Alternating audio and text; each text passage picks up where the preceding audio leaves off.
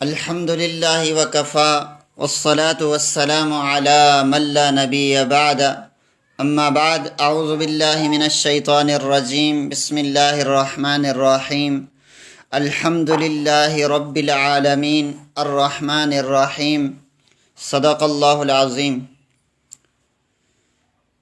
آج کا پہلا درس سورہ فاتحہ سے متعلق ہے، اور سورہ فاتحہ یہ سب سے پہلے وہ سورت ہے جو مکمل نازل ہوئی۔ نزول کے اعتبار سے، وحی کے اعتبار سے جو آیات سب سے پہلے نازل ہوئیں وہ تو بالاتفاق سورہ علق کی ابتدائی آیات ہیں۔ اقرأ بسم ربک الذی خلق خلق الانسان من علق، یہ ابتدائی 5 آیات ہیں۔ اور مکمل سورت کے اعتبار سے سورہ فاتحہ سب سے پہلی سورت ہے، اور اس کے ساتھ سورہ فاتحہ قرآن مجید کی سب سے پہلی ترتیب کے اعتبار سے بھی سورت ہے جو قرآن کے سب سے شروع میں ہے۔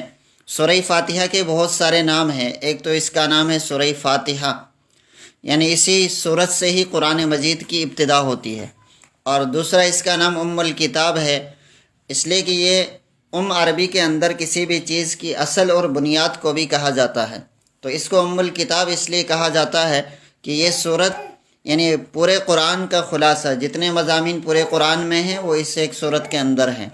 اور اس کو سورہ صلاۃ بھی کہا گیا اس لیے کہ اس کو ہر نماز کی ہر رکعت میں پڑھنے کا حکم ہے، اس لیے اس کو سورہ صلاۃ بھی کہا گیا۔ اور اس کو سورہ شفا، سورہ رقیہ بھی کہا گیا ہے۔ اور سیدنا ابو سعید خدری رضی اللہ تعالیٰ عنہ فرماتے ہیں کہ سورہ فاتحہ ہر زہر کی شفا ہے۔ اور ابو سعید خدری رضی اللہ تعالیٰ عنہ ایک مرتبہ اپنے قافلے کے ساتھ سفر میں گئے، تو راستے میں جس جگہ پڑاؤ ڈالا وہاں قریب کے کسی علاقے کے لوگ آئے کہ ہمارے سردار کو سانپ نے کاٹا ہے، تو حضرت ابو سعید خدری رضی اللہ تعالیٰ عنہ نے ان کو سورہ فاتحہ پڑھ کے دم کیا، تو اللہ تعالیٰ نے اس کے ذریعے سے ان کو شفا عطا فرمائی۔ مفسر قرآن حضرت ابن عباس رضی اللہ تعالیٰ عنہما فرماتے ہیں کہ سورہ فاتحہ یہ اساس القرآن ہے، یہ قرآن کی بنیاد ہے، اور سورۃ فاتحہ یہ قرآن کی سب سے پہلی سورت ہے اور اساس ہے۔ مسلم شریف کی روایت ہے کہ رسول اللہ صلی اللہ علیہ وسلم کے پاس جبرائیل امین تشریف لائے اور بیٹھے ہوئے تھے کہ اتنے میں اوپر سے ایک زوردار دھماکے کی آواز آئی۔ جبرائیل امین نے اوپر دیکھ کر فرمایا کہ آج آسمان کا وہ دروازہ کھلا ہے جو کبھی نہیں کھلا۔ پھر وہاں سے ایک فرشتہ نبی علیہ الصلاۃ والسلام کے پاس آیا اور فرمایا، خوش ہو جائیے، 2 نور آج اللہ تعالیٰ نے آپ کو ایسے دیے ہیں کہ آپ سے پہلے کسی نبی کو نہیں دیے۔ نمبر 1 سورہ فاتحہ آپ کو عطا ہوئی ہے، اور نمبر 2 سورہ بقرہ کی آخری آیات آپ کو عطا ہوئی ہیں۔ ان میں سے ہر ایک کی ایک ایک آیت نور ہے۔ حضرت ابو ہریرہ رضی اللہ تعالیٰ عنہ فرماتے ہیں کہ رسول اللہ صلی اللہ علیہ وسلم نے فرمایا کہ اللہ تعالیٰ فرماتے ہیں کہ میں نے نماز کو اپنے اور اپنے بندے کے درمیان نصف نصف تقسیم کیا ہے۔ جب میرا بندہ کہتا ہے الحمدللہ رب العالمین، تو اللہ تعالیٰ فرماتے ہیں کہ حمیدنی عبدی، میرے بندے نے میری تعریف کی۔ اور جب بندہ کہتا ہے الرحمن الرحیم، تو اللہ تعالیٰ فرماتے ہیں اثنا علی عبدی، میرے بندے نے میری ثنا بیان کی۔ جب بندہ کہتا ہے مالک یوم الدین، تو اللہ فرماتے ہیں مجدنی عبدی، میرے بندے نے میری بزرگی بیان کی۔ اور جب بندہ کہتا ہے ایاک نعبد و ایاک نستعین اہدنا الصراط المستقیم صراط الذین انعمت علیہم غیر المغضوب علیہم ولا الضالین، تو اللہ تعالیٰ فرماتے ہیں ھذا بین عبدی و بینی، یہاں سے آگے کی جو آیات ہیں وہ میرے اور میرے بندے کے درمیان ہے، یعنی میرا بندہ جو مانگے گا، جو سوال کرے گا، وہ میں اس کو عطا کروں گا۔ تو سورہ فاتحہ کی ابتدائی آیات ہیں الحمدللہ رب العالمین۔ الحمد، حمد تعریف کو کہتے ہیں، للہ اللہ کے لیے، رب العالمین رب پالنے والا، رب تربیت کرنے والا، پالنے والا۔ العالمین، یہ عالمین عالم کی جمع ہے، اور عالم خود بھی جمع ہے، اور اہل لغت کہتے ہیں کہ عالم ایسی جمع ہے جس کی واحد نہیں ہے۔ تو الحمدللہ رب العالمین، اس کا ترجمہ یہ ہوا کہ تمام تعریفیں للہ اللہ کے لیے ہیں، رب العالمین جو تمام جہانوں کا رب ہے، تمام جہانوں کا رب ہے۔ عالمین یہ جیسا عرض کیا کہ عالم کی جمع ہے، اور اللہ تعالیٰ کے سوا تمام مخلوقات کو عالم کہا جاتا ہے، اللہ تعالیٰ کے سوا تمام مخلوقات کو عالم کہا جاتا ہے۔ اور ابن عباس رضی اللہ تعالیٰ عنہ کی تفسیر کے مطابق عالم سے زمین و آسمان کی تمام مخلوقات مراد ہیں۔ اور ابن مروان رحمہ اللہ کہتے ہیں کہ اللہ تعالیٰ نے 70,000 عالم پیدا کیے۔ عالمین کی تفسیر میں مفسرین نے لکھا ہے کہ یہ عالمین، یہ عالم کی جمع ہے، اور یہ عالم جیسے بعض نے تو یہ بھی لکھا ہے عالم انسان یہ ایک عالم ہے، عالم جن یہ ایک عالم ہے، اور عالم دنیا یہ ایک عالم ہے، عالم آخرت یہ ایک عالم ہے۔ تو ابن مروان کہتے ہیں کہ اس طرح کے 70,000 عالم ہیں۔ اور ابو العالیہ رحمہ اللہ فرماتے ہیں کہ انسان ایک عالم ہے، جیسے انسان ہے یہ ایک عالم ہے، جنات یہ ایک عالم ہے۔ ان کے علاوہ، انسان و جنات کے علاوہ اللہ تعالیٰ کے 18,000 یا بعض روایتوں میں 14,000 عالم ہیں جن کو اللہ جانتے ہیں، وہ کہاں ہے، ان کا کیا اول ہے کیا آخر ہے، وہ اللہ ہی جانتے ہیں۔ اور ان میں سے 2 عالم انسان ہے اور جنات ہیں، جن کو کے لیے اللہ نے اس دنیا کو بنایا اور اس دنیا کے نظام کو بنایا، اور جن کے لیے اللہ نے جنت و جہنم کو بنایا۔ اور حضرت ابو سعید خدری رضی اللہ تعالیٰ عنہ فرماتے ہیں کہ 40,000 عالم ہیں، ساری دنیا ان میں سے ایک عالم ہے۔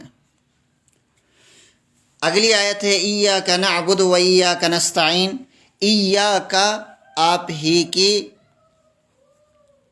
مالک یوم الدین، مالک یوم الدین، الرحمن الرحیم۔ اچھا، الحمدللہ رب العالمین، تمام تعریفیں اللہ کے لیے ہے جو تمام جہانوں کے رب ہیں۔ الرحمن الرحیم، جو کہ مہربان ہیں اور نہایت رحم کرنے والے ہیں۔ الرحمن مہربان، الرحیم نہایت رحم کرنے والے ہیں۔ مالک یوم الدین، اچھا یہ الرحمن اور الرحیم یہ اللہ کے صفاتی نام ہیں۔ حدیث میں آتا ہے کہ اللہ تعالیٰ کے 99 صفاتی نام ہیں۔ جو شخص ان ناموں کو یاد کر لے گا، اپنے دل میں محفوظ کرے گا، تو اللہ تعالیٰ اس کے لیے جنت واجب فرما دیں گے۔ مالک یوم الدین، مالک یہ بادشاہ کے معنی میں، مالک بادشاہ ہیں۔ یوم الدین قیامت کے دن کے، اللہ تعالیٰ قیامت کے دن کے بادشاہ ہیں، اور اللہ کی بادشاہی دنیا میں بھی ہے، آخرت میں بھی ہے۔ اول بھی اللہ کی بادشاہی تھی، آخر بھی اللہ کی بادشاہی ہوگی، اور اللہ کی بادشاہت قیامت کے دن ہے۔ یہ کہہ کے اللہ تعالیٰ نے اپنی قدرت، اپنی شان، اپنی بڑائی اور اپنی عظمت کا اظہار کیا کہ اللہ تعالیٰ کی اس دنیا میں تو جو اللہ کی بادشاہی ہے، اللہ کی حکومت ہے، وہ اظہر من الشمس ہے۔ انا ربکم الاعلیٰ کا دعویٰ کرنے والا فرعون اللہ نے نیست و نابود کر دیا، اس کی خدائی ختم۔ نمرود جو خود کو اللہ کے خدا کہتا تھا، اس کی خدائی ختم۔ دنیا کے بڑے بڑے خدائی کے دعوے دار، اللہ کے مقابلے میں دعویٰ پیش کرنے والوں کو اللہ نے نیست و نابود کر دیا۔ تو اللہ فرماتے ہیں آج بھی اللہ کی حکومت ہے، بادشاہی ہے، اور کل بھی قیامت میں بھی اللہ کی بادشاہی ہوگی۔ اور اللہ کی بادشاہی قیامت میں کیسے ہوگی؟ اللہ تعالیٰ قرآن مجید میں خود فرماتے جب اس دنیا کا نظام ختم ہوگا، ساری چیزوں کو موت ہوگی، انسان و جنات کو، نباتات جمادات ختم ہوں گے، ساری زیروح چیزوں کو، کل نفس ذائقۃ الموت، ہر چیز کو جب موت واقع ہو جائے گی، فرشتوں کو بھی موت واقع ہو جائے گی، ملک الموت کو بھی موت واقع ہو جائے گی، پھر اس وقت اللہ تعالیٰ پکاریں گے لمن الملک اليوم، آج کس کی بادشاہت ہے؟ کون ہے جو میرے مقابلے میں بادشاہ ہونے کا دعویٰ کرتا ہے؟ میرے مقابلے کا اور میرے علاوہ کون ہے؟ جب ساری روئے کائنات میں، سارے عالموں میں سے جواب نہیں آئے گا تو اللہ خود فرمائیں گے للہ الواحد القہار، اس اللہ ہی کی حکومت ہے، بادشاہی ہے جو قہار ہیں۔ ایاک نعبد و ایاک نستعین، ایاک ہم آپ کی، نعبد عبادت کرتے ہیں، نعبد عبادت کے معنی میں ہے، نعبد ایاک نعبد ہم آپ کی عبادت کرتے ہیں، و ایاک نستعین اور ہم آپ ہی سے مدد طلب کرتے ہیں، ایاک نعبد ہم آپ ہی کی عبادت کرتے ہیں، و ایاک نستعین اور ہم آپ ہی سے مدد طلب کرتے ہیں۔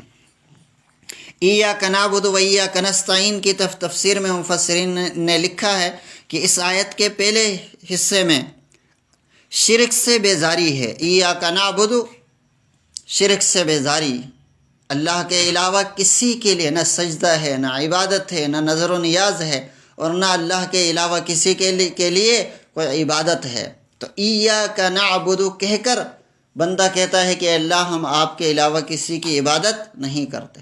تو پہلے جملے میں ایاک نعبد میں شرک سے بیزاری، لا الہ الا اللہ، اور و ایاک نستعین اس جملے کے اندر اپنی تمام تر طاقتوں، اپنی تمام تر قوتوں کا انکار ہے، اور اللہ تعالیٰ کی طرف سے اپنے تمام کاموں کی سپردگی ہے، اللہ تعالیٰ کی طرف اپنے تمام کاموں کی سپردگی ہے، کہ اپنی کمزوری بیان کر کے بندہ کہتا ہے اللہ میں کمزور ہوں، ایاک نستعین مدد آپ سے چاہیے۔ مدد تبھی طلب کی جاتی ہے جب آپ کمزور ہوں، جب آپ کے بس میں نہیں ہو، تو بندہ اس کے اندر اپنی کمزوری کا اظہار کرتا ہے۔ وَإِيَّاكَ نَسْتَعِينُ میں یہ بھی اظہار کرتا ہے اے اللہ جو بھی آپ کے بندگی میں، عبادات میں، طاعات میں بھی کروں گا تو وہ بھی آپ ہی کی مدد سے کروں گا، میں خود اپنی ذات کے اعتبار سے کچھ نہیں کر سکتا۔ ایاک نعبد و ایاک نستعین کے متعلق حضرت ابن عباس رضی اللہ تعالیٰ عنہ فرماتے ہیں کہ ایاک نعبد کے معنی ہے کہ بندہ کہتا ہے کہ اے ہمارے رب، ہم خاص تیری ہی توحید بیان کرتے ہیں اور تجھ سے ڈرتے ہیں، تیری ہی ذات سے امید رکھتے ہیں، تیرے سوا اور کسی کی نہ ہم عبادت کرتے ہیں، نہ ڈرتے ہیں، نہ کسی سے امید رکھتے ہیں۔ اور ایاک نستعین جب بندہ کہتا ہے تو پھر بندہ اس میں یہ خیال کرتا ہے کہ اے اللہ ہم تیری تمام طاعت اور اپنے کاموں میں تجھ ہی سے مدد مانگتے ہیں، آپ کی عبادت، آپ کی طاعت میں بھی آپ سے مدد مانگتے ہیں، اپنے کاموں میں بھی آپ سے مدد مانگتے ہیں۔ اہدنا الصراط المستقیم، اہدنا یہ ہمیں ہدایت دے، ہماری رہنمائی فرما لیجیے۔ اہدنا ہدایت کے معنی میں ہے، رہنمائی کے معنی میں ہے۔ اہدنا الصراط المستقیم، اہدنا ہمیں ہماری رہنمائی فرما لیجیے۔ الصراط راستہ، پل کو بھی صراط کہا جاتا ہے، اور راستے کو بھی صراط کہا جاتا ہے۔ اہدنا الصراط ہمیں راستے کی رہنمائی کیجیے، کون سے راستے کی؟ المستقیم جو سیدھا راستہ، سیدھے راستے کی سیدھے راستے کی طرف ہماری رہنمائی کیجیے۔ حضرت جابر رضی اللہ تعالیٰ عنہ فرماتے ہیں کہ صراط مستقیم سے مراد اسلام ہے، اور ایک مرفوع روایت میں ہے کہ صراط مستقیم جو سیدھا راستہ ہے کیا چیز؟ تو فرمایا کہ وہ قرآن مجید ہے۔ مسند احمد کی ایک روایت ہے جو اس وقت مناسب ہے اس جگہ بیان کی جائے، کہ رسول اللہ صلی اللہ علیہ وسلم نے فرمایا کہ اللہ تعالیٰ نے ایک مثال بیان کی، اللہ تعالیٰ نے ایک مثال بیان کی۔ مثال کیا ہے؟ کہ صراط مستقیم کے دونوں طرف دو دیواریں ہیں، یعنی ایک سیدھا راستہ ہے، اس کے دونوں طرف دو دیواریں ہیں، دائیں اور بائیں، ان میں سے کئی ایک دروازے ہیں اور وہ دروازے کھلے ہوئے ہیں، دونوں طرف دیواریں ہیں اور ان میں کچھ دروازے ہیں جو ان میں سے کچھ دروازے کھلے ہوئے ہیں، اور دروازے پر پردے لٹک رہے ہیں۔ صراط مستقیم پر پکارنے والا ایک مقرر ہے جو کہتا ہے کہ اے لوگو تم سب کے سب اس سیدھی راہ پر چلے جاؤ، یہ جو سیدھا راستہ ہے اسی پہ چلے جاؤ، دائیں بائیں کی دیواریں دروازوں کی طرف نہیں جھانکنا، ٹیڑھی ترچھی ادھر ادھر کی راہوں کو نہ دیکھو، ان پر نہ جاؤ۔ اور اس راستے سے گزرنے والا کوئی شخص کہتا ہے کہ جب ان دروازوں میں سے کسی ایک کو کھولنا چاہتا ہے تو پکارنے والا کہتا ہے کہ خبردار اسے نہ کھولو، اگر کھولا تو اسی طرف جاؤ گے اور صراط مستقیم سے ہٹ جاؤ گے۔ پس صراط مستقیم تو اسلام ہے، وہ جو سیدھا راستے کی مثال اللہ نے دی، سیدھا راستہ ہی اس کی مثال، اس کا معنی، اس کا مطلب کہ یہ صراط مستقیم یہ دین اسلام ہے، اور جو دیواریں ہیں دائیں بائیں وہ اللہ کی حدود ہیں، اللہ کی حدیں ہیں، اور کھلے ہوئے دروازے اللہ کی حرام کردہ چیزیں ہیں۔ دنیا میں اللہ نے حرام کو ظاہر بھی کر دیا کہ یہ حرام ہے اور دکھا بھی دیا، بندہ دیکھتا ہے کہ یہ حرام ہے اور ظاہر بھی کر دیا، اور فرمایا کہ وہ جو دروازے پر پکارنے والا ہے کہ آپ نے سیدھے راستے پہ جانا ہے، دائیں بائیں نہیں جانا، یہ رہنمائی کرنے والا اللہ کا قرآن ہے۔ اور راستے کے اوپر سے پکارنے والا انسان کا ضمیر ہے، راستے کے اوپر جو پکارنے والا ہے وہ انسان کا ضمیر ہے، جو ہر ایماندار کے دل میں اللہ تعالیٰ کی طرف سے بطور واعظ ہوتا ہے۔ ہر انسان کے ضمیر کے اندر اللہ تعالیٰ یہ رکھ دیتے ہیں کہ یہ انسان کا دل پکارتا ہے کہ یہ اللہ کے بندے یہ غلط کر رہا ہے، یہ صحیح کر رہا ہے، یہ غلط ہے اور یہ صحیح ہے۔ صراط الذین انعمت علیہم غیر المغضوب علیہم ولا الضالین، آخری آیت کا ترجمہ ہے صراط راستہ، الذین ان لوگوں کا، انعمت علیہم آپ نے انعام کیا، علیہم جن پر، یعنی اس راستے پہ چلا۔ اس کی تفسیر ہے اہدنا الصراط المستقیم، اس کی تشریح اگلی آیت میں ہے کہ اللہ ہمیں سیدھے راستے پہ چلا۔ سیدھا راستہ کون سا ہے؟ صراط الذین انعمت علیہم، ان لوگوں کا راستہ جن پہ آپ نے انعام کیا۔ غیر المغضوب علیہم ولا الضالین، نہ چلانا ہمیں اس راستے کی طرف نہ جانے دینا، المغضوب علیہم ایسے لوگوں کے راستے کی طرف جن پر آپ کا غضب نازل ہوا ہو، جن پہ آپ کا غصہ نازل ہوا ہو، ولا الضالین اور ان لوگوں کے راستے پہ بھی ہمیں نہ چلانا جو گمراہ ہیں۔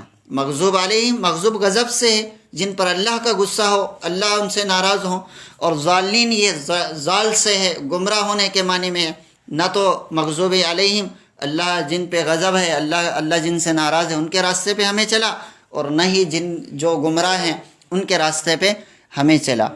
اب یہاں پہ صراط الذین انعمت علیہم میں انعام یافتہ لوگ کون ہیں؟ تو قرآن کی دوسری آیت میں اللہ نے اس کی تشریح کر دی کہ وہ انبیاء ہیں، صدیقین ہیں، شہداء ہیں اور صالحین ہیں، اچھے ساتھی ہیں، نیک رفیق ہیں، آپ کے نیک لوگ جو آپ کو اللہ کی رحمت کی طرف لے کے آتے ہیں، یہ انعام یافتہ لوگ ہیں۔ تو ان سے دعا مانگنی چاہیے، جسے حضرت ابن عباس رضی اللہ تعالیٰ عنہ فرماتے ہیں کہ اس آیت کا مطلب یہ ہے صراط الذین انعمت علیہم کا، کہ مجھے ان لوگوں کے راستے پہ چلا، یعنی فرشتوں کے، انبیاء کے، شہداء کے، صالحین کے، جن پر آپ کا انعام نازل ہوا۔ اللہ کا انعام کن پہ نازل ہوا؟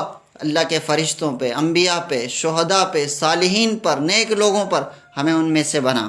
اور مغضوب یافتہ کون سے لوگ ہیں؟ فرمایا کہ جن کے ارادے فاسد ہوں، جن کے اندر برائی کا مادہ ہو، اور جو حق کو جان کر پھر اس سے ہٹ گئے ہوں، جن کے اندر اچھائی نہ ہو، برائی ہو، جو لوگ گمراہ کرنے والے ہوں، فرمائے کہ یہ گمراہ لوگوں میں سے بھی ہمیں نہ بنائیں۔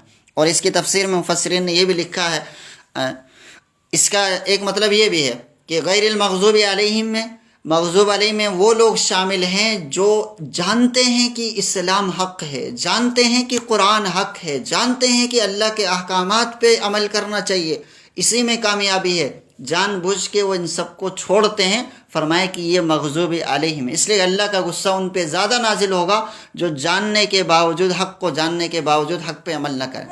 اور پچھلی قوموں میں یہودی جو تھے، مفسرین نے یہ بھی لکھا غیر المغضوب علیہم میں سے یہودی مراد ہیں، ولا الضالین سے نصارہ مراد ہیں، کہ وہ یہودیوں نے، ان کو معلوم تھا کہ حق کیا ہے، ان کو حق معلوم ہونے کے بعد وہ گمراہ ہوتے ہوئے اور انہوں نے دوسروں کو گمراہ کیا۔ وہ نصارہ، عیسائی، وہ جہالت کی وجہ سے گمراہ ہوئے اور دوسروں کو گمراہ کیا۔ تو اس میں یہ دعا مانگی گئی کہ اللہ تعالیٰ ہمیں نہ تو یہودیوں کی طرح جان بوجھ کے گمراہ ہونے والے اللہ کے نافرمانوں میں سے بنا، اور نہ ہی عیسائیوں کی طرح جہالت میں رہ کر حق نہیں سیکھا، جہالت میں پڑے رہے اور اپنی خواہشات پہ پڑے رہے اور گمراہ ہوئے۔ تو یہ سورہ فاتحہ کی تفسیر اور خلاصہ ہے۔ اللہ تعالیٰ ہمیں اس سورت کے جو مضامین ہیں اس کو سمجھنے کی، اور اللہ تعالیٰ اس کی فہم ہمیں نصیب فرمائے۔ وآخر الدعوانا الحمد للہ رب العالمین۔